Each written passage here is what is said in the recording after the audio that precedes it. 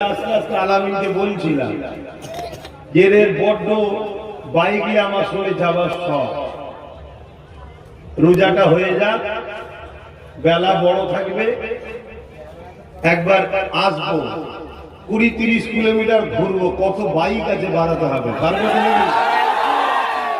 পুরো যত গলি গালা আছে, বাপ ভাই মা বোন সবার দেখা পুরো এলাকা ঘুরবো। হুজুর যাবে, হুজুরের সাথে তার ভালোবাসার ভাইরা যাবে।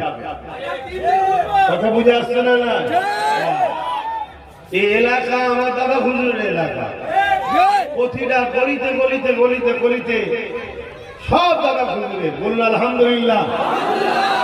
অতএব কত শখ আছে আর কত বাইক আছে, তেল দিতে পারবো না।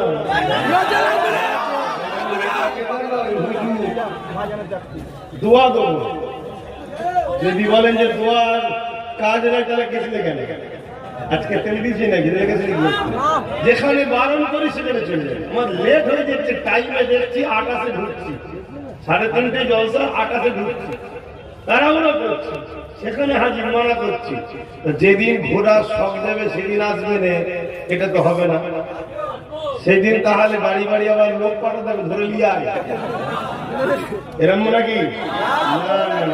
ধরে আনতে আল্লাহ সকল দাদা হুজুরের আওলাদদের প্রয়োজন হয় না। বলুন ইনশাআল্লাহ। আর বিশেষ করে আওলাদরা সবাই সম্মানিত, কেউ ছোট নয়। ও আম্মা বিনিআমাতি রাব্বিকা ফাহাদ্দিস, আল্লাহ শুকরিয়া আদায় করে বলছি, আব্বাস সিদ্দিকী ডাকলে ধরে আনতেও হয় না, তেল দিতেও হয় না, এসে আবার নজরানা দিয়ে মুসাফা করেও